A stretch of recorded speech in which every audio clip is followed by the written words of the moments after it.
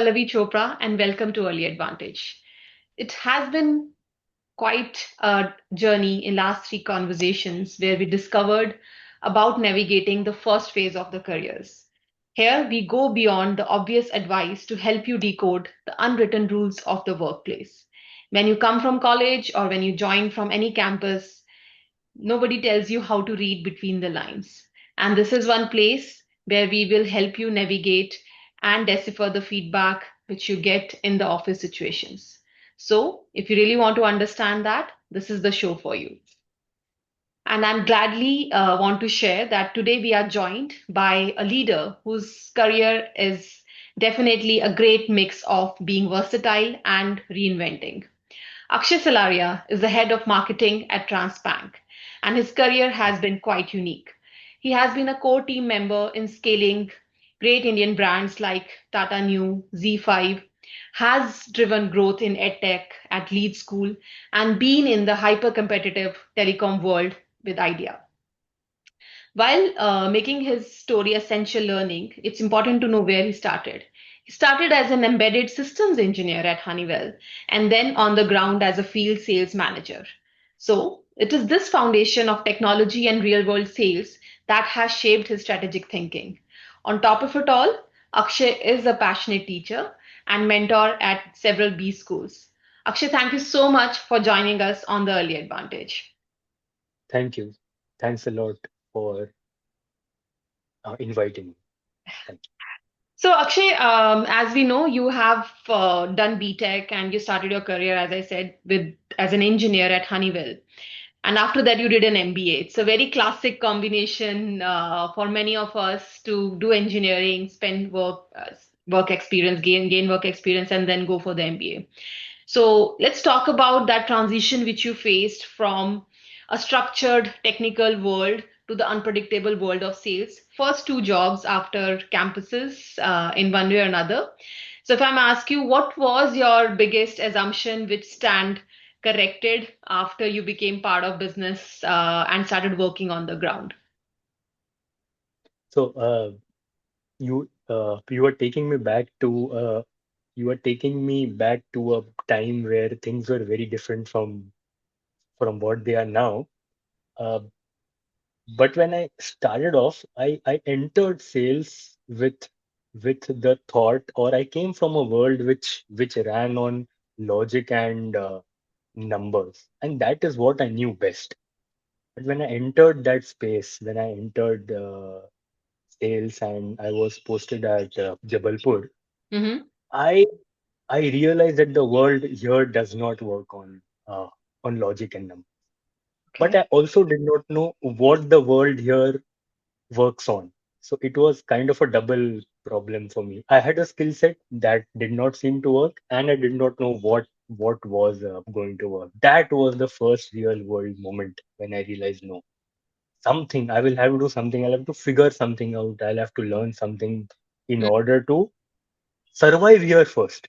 Doing well is step two, but to figure out what is required, and probably that was the hardest stint of my life and the most transformative also. And I'm very thankful to the company which sent me to far off locations in order to do that sales work. Yeah. Yeah, I think that's a very critical one because that unlearning which one has to do after Yeah, being in the jobs and that too in the remote locations, because most of us yeah, think that it's the metros which drive the career, but no, the learnings which we can gather in relatively remoter locations or tier two or tier three yes, places can really be testing grounds. So great to yeah, hear. yeah. So they were real life, real world, real goals, and real targets to meet. Hmm. And that also becomes important when you think about the managers you had, right? And especially in such locations, your manager becomes the representative of the organization you are part. Yes. So, what about your first manager? What was the one thing which maybe they made you do? You might not have appreciated at that point of time. Maybe it would have frustrated you. But now you realize, as hindsight, that was a good lesson in your strategy or leadership as you would have developed. So this one I will not talk about my first sales stint, but I'd rather talk about my first corporate stint Okay. after sales. So I was fresh in office. I'd come from my sales stint, Mm-hmm. and very often I would see my manager come out, and he would just come to a few of us and just say in Hindi, like, so the way we speak to each other, तुम्हारे पिछले हफ्ते के number कम थे क्या? इस हफ्ते ये वाले नंबर ये ज्यादा है क्या? ये पीछे है क्या? ये कम है क्या? ये अच्छा क्यों है? Just simple questions you would ask me, and that would frustrate me a lot. Why why does this guy come up on few days and ask specific questions? After some time, I realized that he is just trying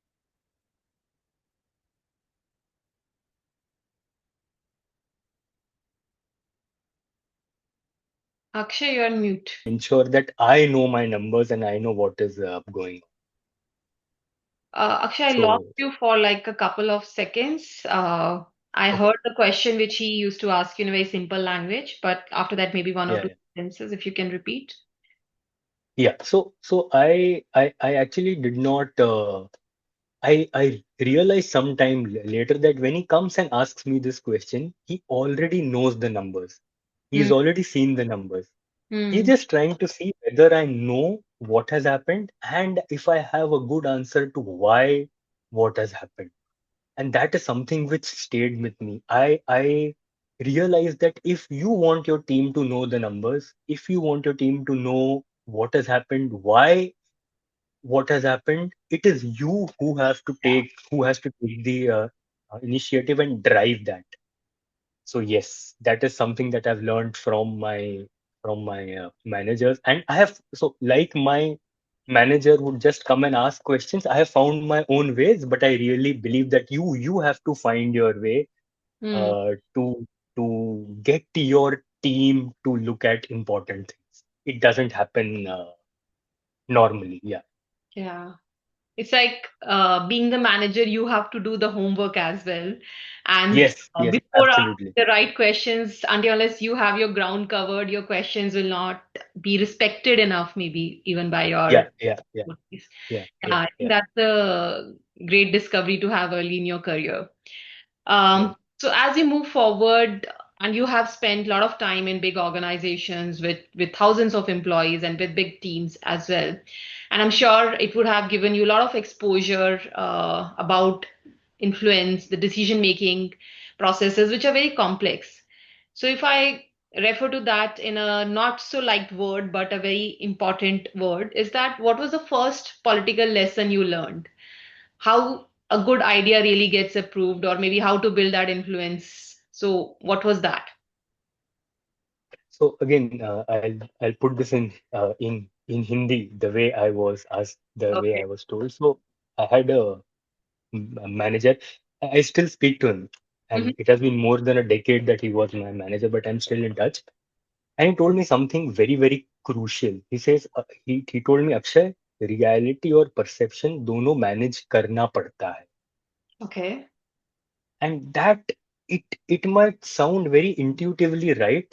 Some Yeah. people might know this, but I did not Hmm. know it at that point of time. And that lesson has stayed with me till now. Till now, I still ask myself this question that I'm doing this, I'm doing my job, I'm managing reality, but am I managing perception also? Hmm. And am I managing perception in the right way? Am I communicating what I'm doing in the right way? Does the organization know what I'm doing, why I'm doing, in what context I'm doing?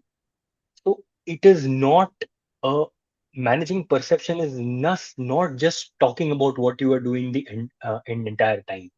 It is about framing the problem statement right, uh, clearly calling out your contribution because everybody in the org is busy with their work, right? They True. don't know what you are doing. Yeah. And it is very important to do your job and also communicate it well. And I use this phrase till date. I still think that am I? managing both of them right, or is it not in balance right now? If not, then how do I bring it back to balance? So yes, reality and perception both matter in organizations, and you have to learn to manage both with time. Yeah. Yeah, no, well said. I think it brings me to the whole philosophy about image management. And people sometimes think that, oh, I don't want to do this. I want my work to speak how it is being perceived. It's not my job. But I think your manager has It really is. put it in that perspective that it is also your job to take care of the It perception. is absolutely your job. It Yeah, is absolutely your job. Yeah. yeah, that's true. So the balance between that reality and perception, that sweet spot of marketing and sales in a way has to be hit as we build our careers Yes, in our. and it is not so. So I'll just give you an example. So if you know how to ride a scooter or a cycle, you Mhm. will not forget how to balance, right? So once you learn how to balance, you can always balance your entire life. But this is not something that you can do once you learn. It is not that you can do it always. With each project, you Yeah, have to understand the reality of what needs to be managed and manage it for each project, each day, each task. So yes, it is a continuous activity. It's not learn once and apply all. true, very true. So, we talked about the realities, and one of the realities which we face in our lives is definitely having those stomach drop moment of making Yeah, mistakes, yeah, yeah. right? And especially in the early careers, it seems like this is the end of the world, and now my job is in danger, or now my I have to go back home and start thinking about what I do next. So it would be great if you can Yes. share one of those moments where you had to go through this and what was your learning of the fallout which you might have had. So the thing that happened was that a couple of lakh customers, or probably tens of lakhs of customers, Okay. were sent incorrect messages. Not by incorrect means if they were eligible for offer A, Mm-hmm. they were sent offer B, right? Okay.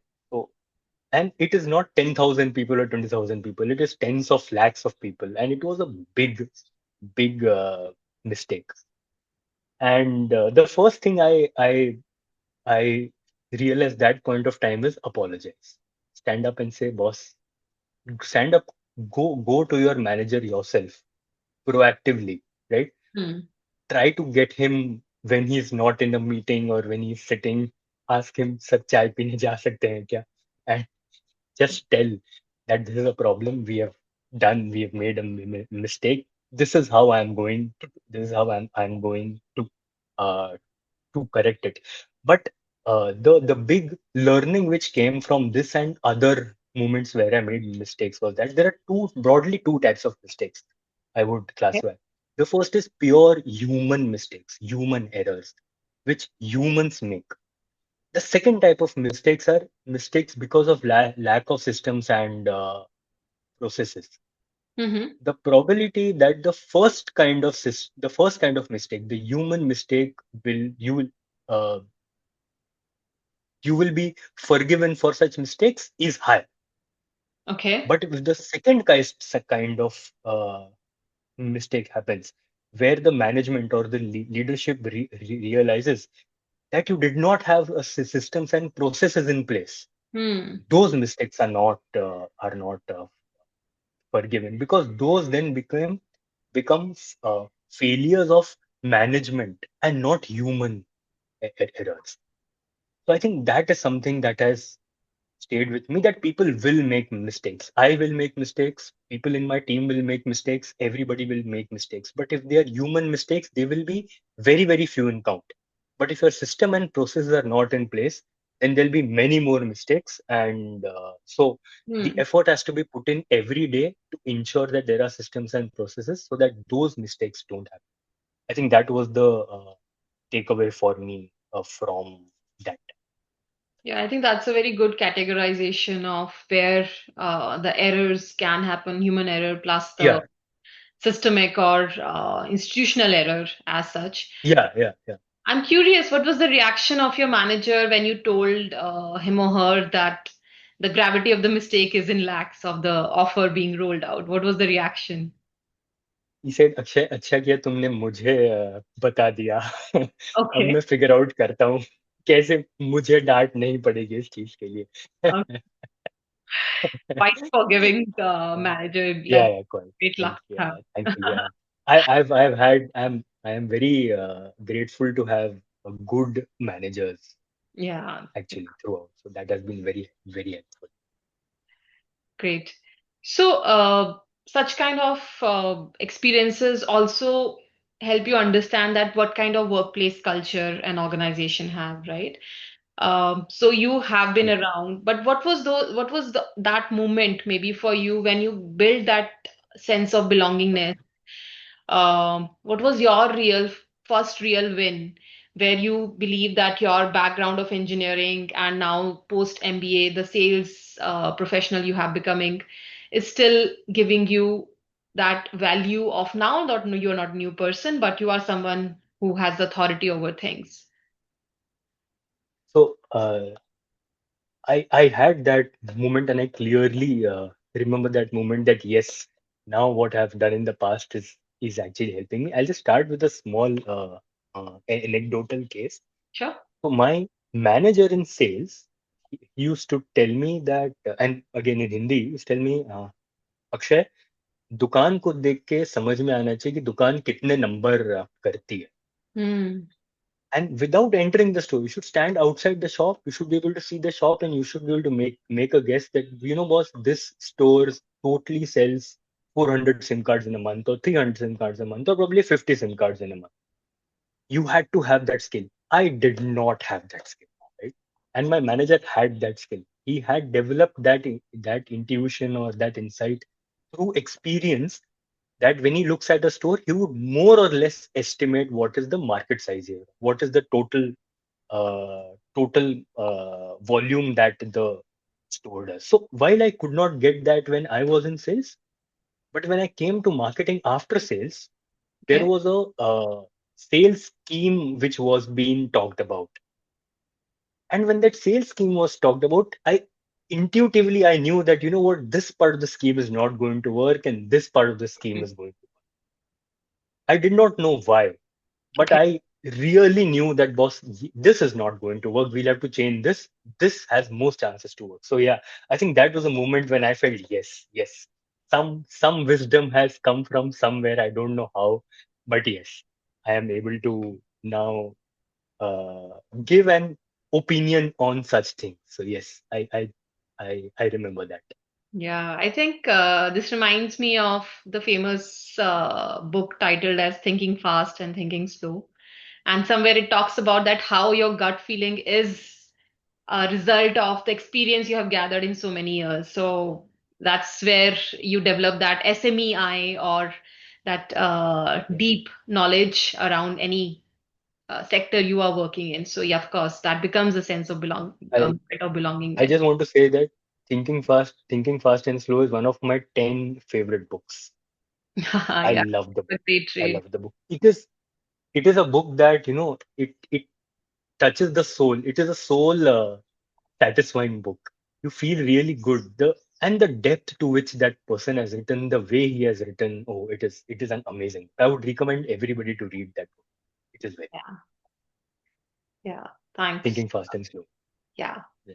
Um, so we talked about your period of having a great manager. We talked about having those stomach drop moment, sense of belongingness. An important part of this journey is also the rejections which we get Yeah. in this Yeah. careers of ours, just like life. So, if I may direct to that, which was that no which you heard in your first 5 years of your career, maybe in your engineering job as well, and you think that now it was a blessing in disguise because it forced you to pivot or rethink your approach.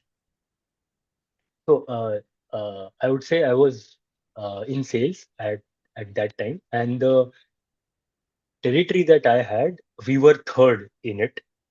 Uh, and we were far from market being the market leader, so it was hard. Plus the distribution was not set. There were multiple other issues from the past, which means it was a hard territory. Hmm. And after a while that I joined the territory, another sales manager left the company. So his territory was then vacant. In that we were market leaders. We were doing well. The distribution was set, etc., etc. So I went and told my manager कि sir मुझे वो वाला area दे दीजिए. I would really like to do that. He said no. I really felt that, oh my God, I was in the deep end of the pool. I had some way to go to the shallow end of the pool, but that did not work. And that is probably with that time I realized that now there is no escaping.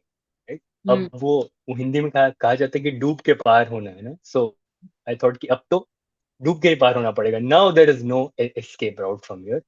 This is the area that I have to solve for, and this is where I have to work, and this is where I have to fix things and do whatever I can. So yes, that was the first moment. No, I'm again.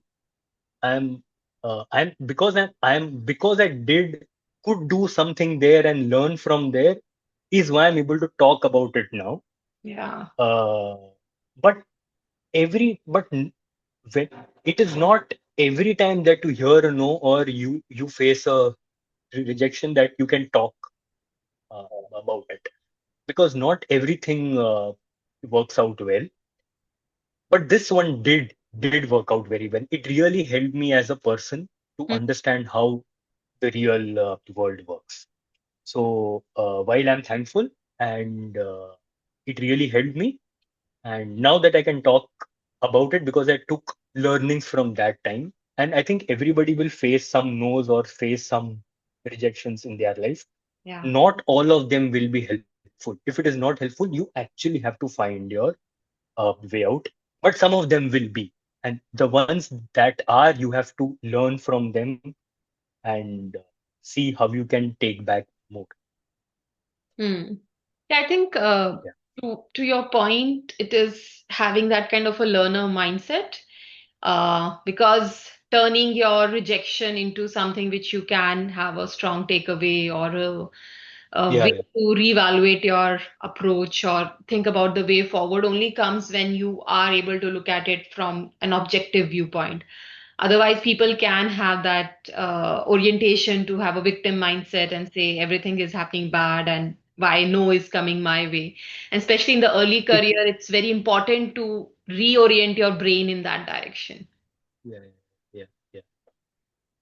Okay, so few of the questions I'm going to ask you now, and these are going to be very impromptu. So that, and first thing which comes to your mind, right? One of those word of association things.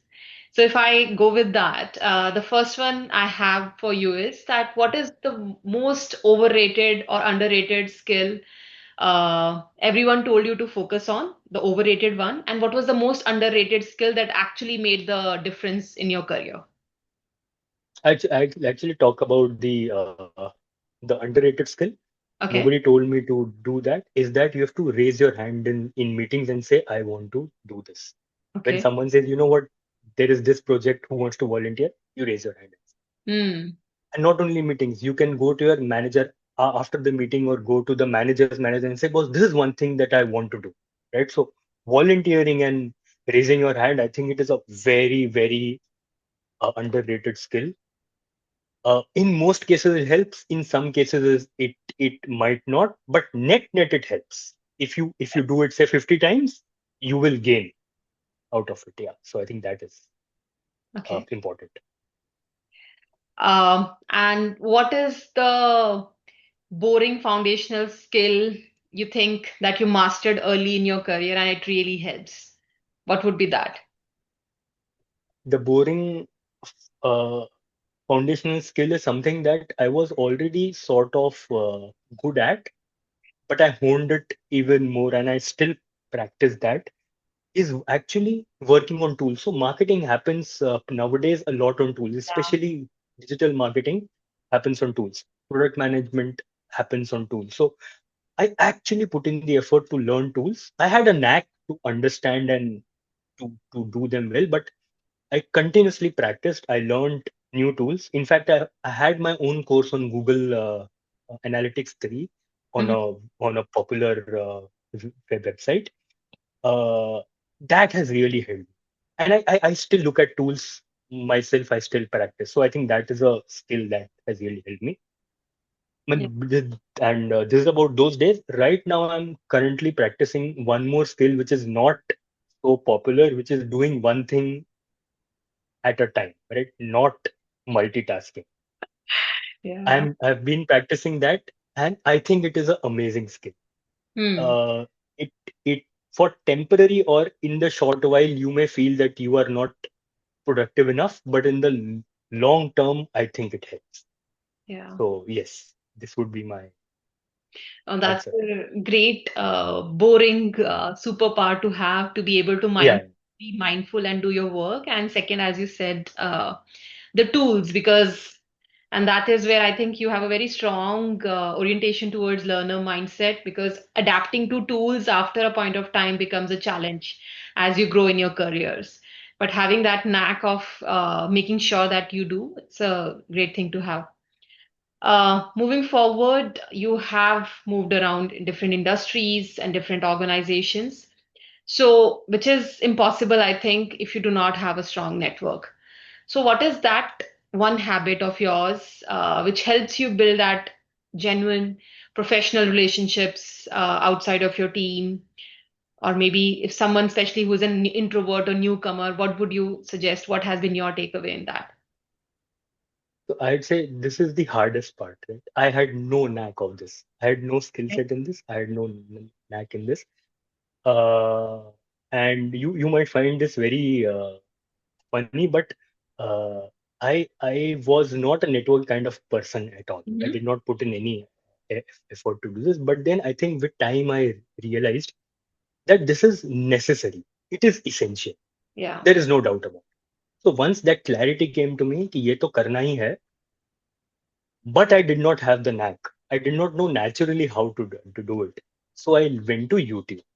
And in YouTube, there are thousands of videos, 5 ways to talk to people, Hmm. 7 ways to build networking. Those videos might be junk to someone who is naturally good, but for me, they were a gold mine. Right. I wrote down some things from there.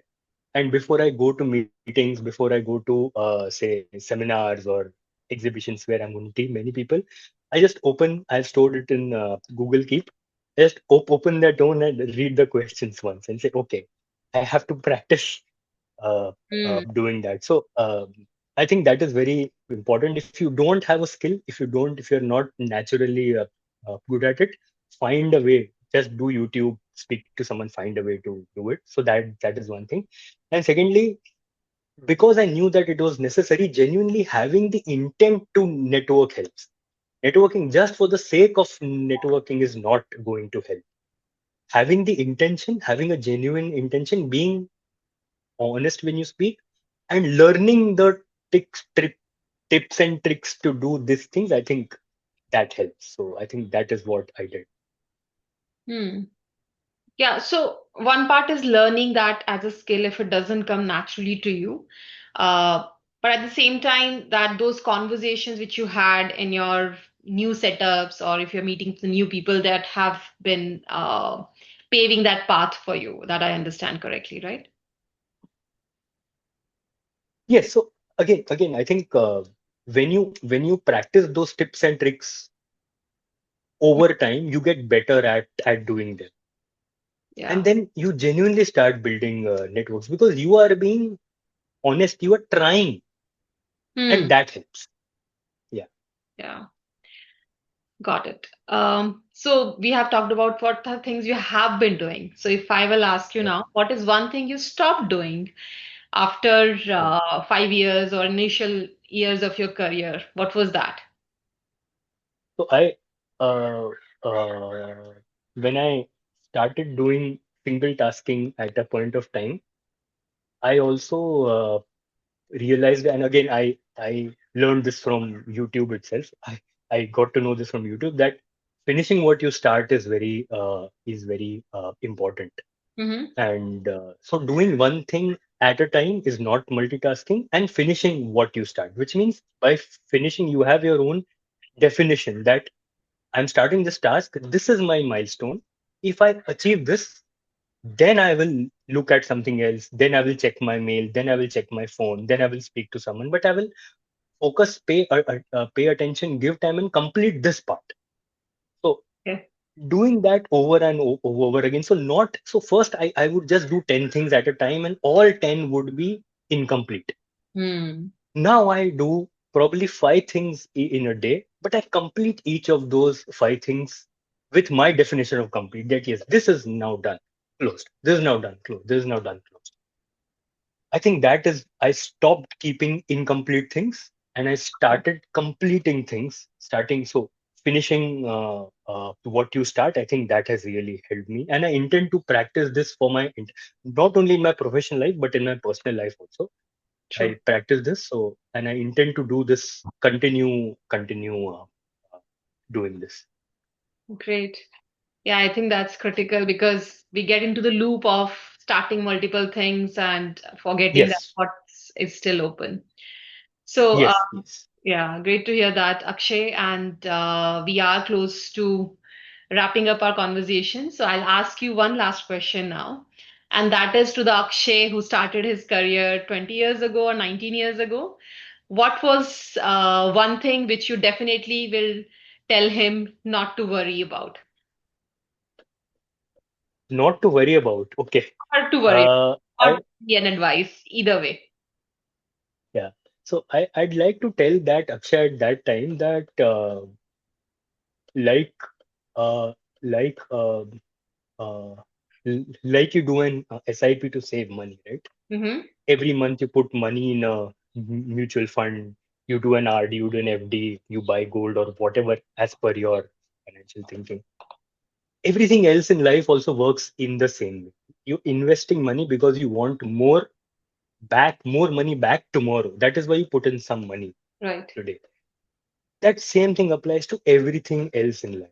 So if you want to learn if you want to learn Python, just for an example, or if you want to learn AI, if you want to play a music instrument, if you want to learn a dance form, if you want to learn to sing or do anything, the SIP mode is the only way that I think works, which means every day you give it some time, or every week you give it some time, every month you give it some time, and when you do that over and over again for 10 years or 5 years is when you actually get a so as compound interest is when you get the benefit of compound interest. So, whatever you want to do in life, whatever you think is your goal, the only way is SIP. Do it every day, every week, every month, consistently, sometime. Hmm. But after a few years, you will get really great results. I did not know this at that point of time. I figured out, probably somebody told me, but I figured it out later. But I would like to tell the Akshay who came fresh out of college this thing.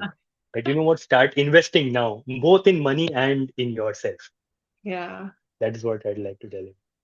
Thank you, Akshay. Thanks for sharing your journey. Very insightful. And Thank you. definitely for me, the takeaway has been your very strong learner mindset. And to ensure, as you said right now, keep on investing in yourself and in your career and in your professional and personal life so that the returns keep on growing. And being mindful of Yeah, yeah, the most critical mindset to have to ensure that the things reach the last mile. Thank you so much, yeah. Akshay, for being with Thank, us. thank you. Have a great day ahead. Thank you.